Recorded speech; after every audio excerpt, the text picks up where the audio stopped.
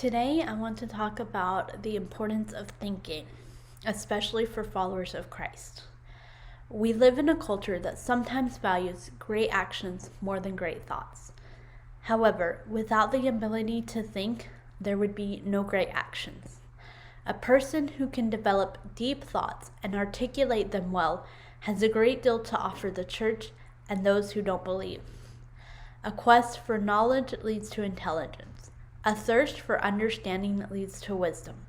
Both are necessary for followers of Christ, and both can lead us to Him. Throughout the life and ministry of Jesus, there were many moments when He amazed people with His teaching and His answers. But there are two instances in His life that I want to focus on today. The first one occurred when He was a boy. For those who don't know the story, every year Jesus would travel with His parents to Jerusalem for the Passover celebration. When He was 12 years old, His parents left Him in the temple without realizing it. While His parents continued traveling, Jesus began asking the religious teachers questions and learning from them.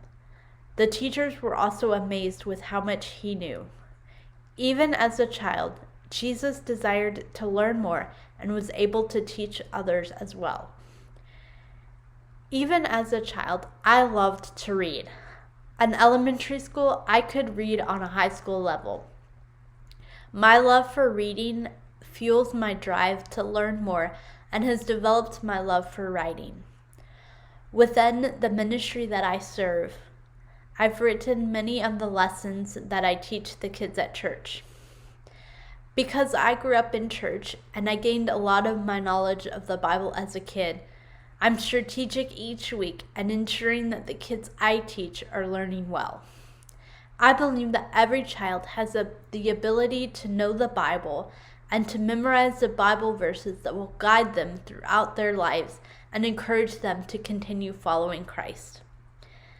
The second moment I want to share was when Jesus visited Mary and Martha. As you read the story, the writer said that Mary sat at the feet of Jesus and listened as He taught. It's easy to read this and assume that Mary was either passive or lazy. I don't believe she was either of those things. When I'm reading the Bible or listening to biblical teaching, my mind is far from passive. I'm actively engaged in how the principles I'm learning apply to my life.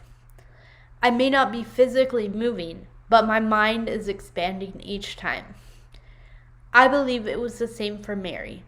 When we allow Jesus to teach us like Mary did, our thoughts and our actions will honor God. There were many times while I was in Madrid that I would meet with the volunteers I led. Sometimes we would meet all together, sometimes we would meet in smaller groups, and sometimes I would meet with them one-on-one. But each time provided an opportunity for me to share the wisdom I had learned from God with the team I was leading. When I shared the gospel on the streets of Madrid through the ministry of On the Red Box, I thought of ways I could preach the gospel through personal stories and illustrated messages.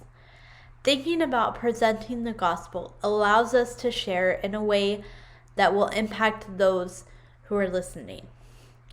Whether it's young kids or older adults, how we prepare by thinking about our presentation before we preach the gospel will be much more effective in impacting them.